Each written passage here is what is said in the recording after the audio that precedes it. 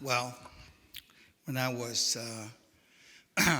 20 years old, I came back, worked for the family business. And I have this dream, keep repeating, that my father died and I don't know where to go. And then I become the fourth generation, by God's eye, lost the family business. Because you're not supposed to be over 3 generations. My father keep telling me that.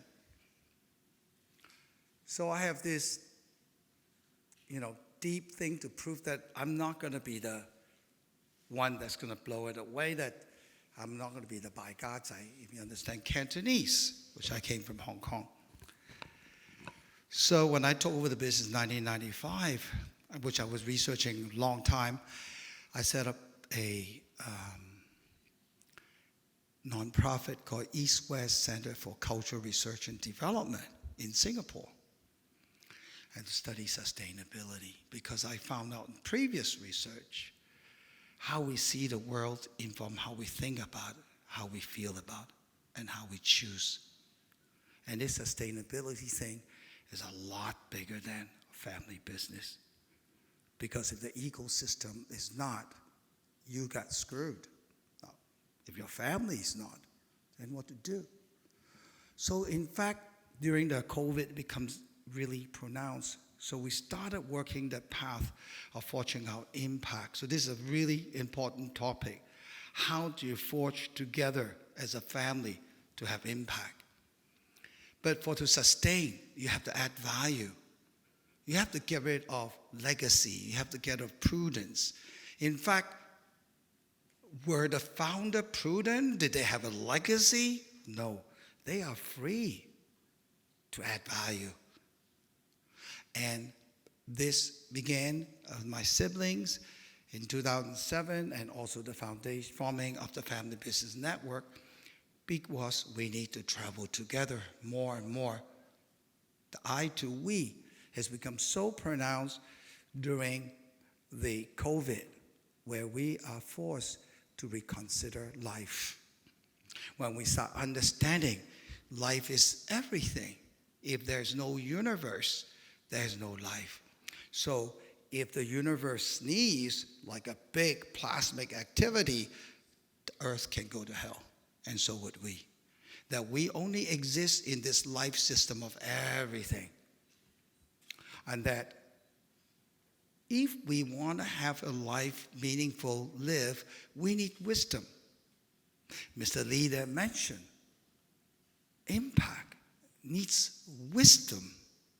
Otherwise, you might be, with the best intention, screw things up. So his wisdom is, be careful if you're giving, because you can screw things up. And we can think about how if we give too much to our children, we screw them up. I often said in some of the things to the family business, your children's like a monkey, doesn't know better. You put a big diamond around it. They cannot eat the diamond, but everybody be chasing them, and their life is finished. So don't give them a diamond. Give them what they can use and protect them and progress.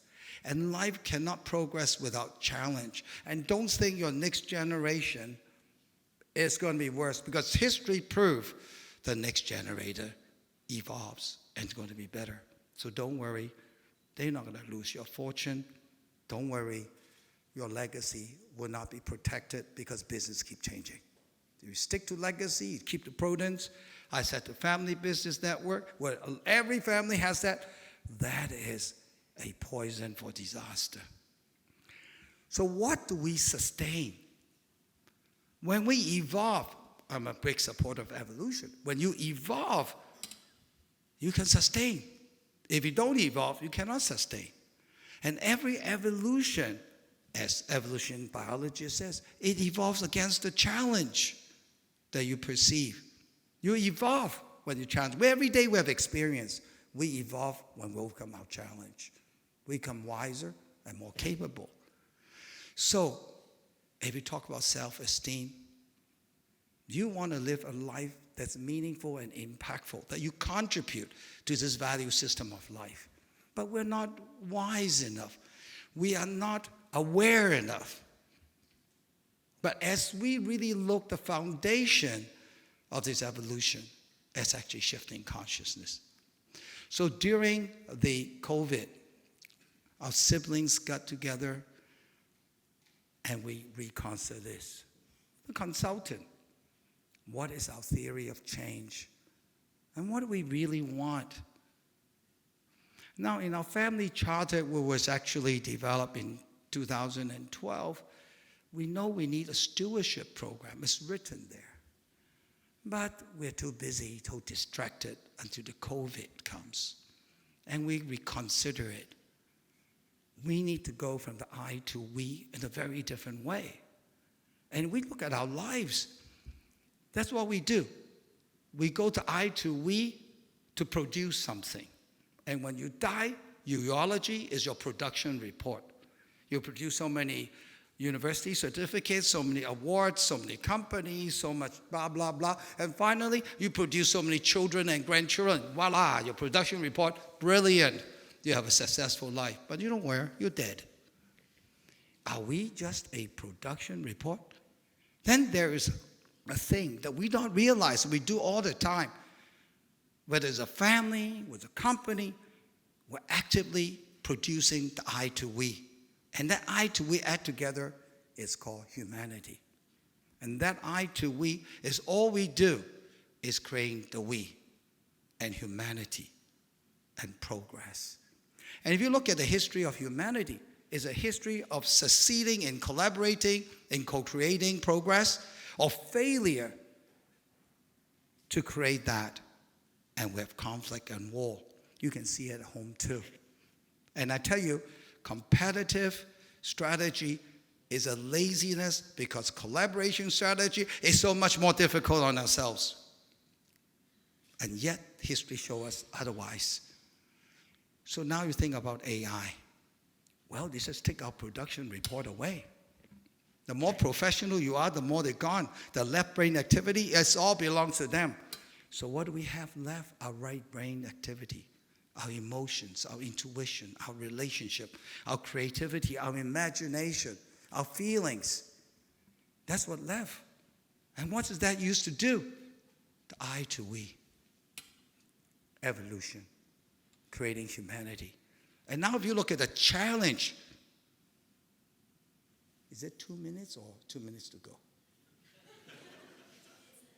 Okay. You certainly have more time, not to worry. No, I tend to just carry it away, so I really need to look at it.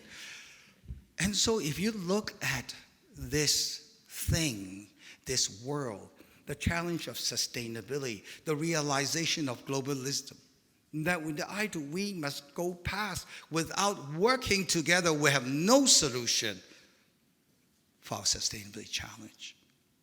And our sustainability challenge is one of business market economy, unchecked, lack of morality and ethics. That is the cause. If we do not have an environmental crisis, we have a humanity crisis. That's why we see so much conflict. And yet we know without working together, we cannot solve humanity challenge. And that's where we will be evolving. And that's where we can add value. We must go beyond the easy way of let's compete to collaborate. Only when you shift consciousness, you develop patience, you develop tolerance to work together to create added value.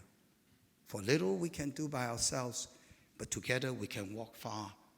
And that is the value of Family Business Network. It's a difficult journey to walk alone, and we can add value if we are we. The individual we in the family and the whole network of family, and you are it. The family business sustainability is how you use family business or family resources to have impact and nothing more.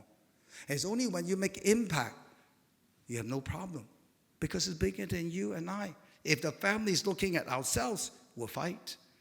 But when we have impact, we serve something bigger. We have a return called joy. And we have a return called cohesiveness. We have a return because we travel together. family together on a journey of impact. And this is all it is. If you think carefully, impact is morality, and ESG is ethics. We're in a process that arises miraculously, like the COVID, into this area to put ethics and morality, which is the direction what we should do, back into the business and back to changing this market economy.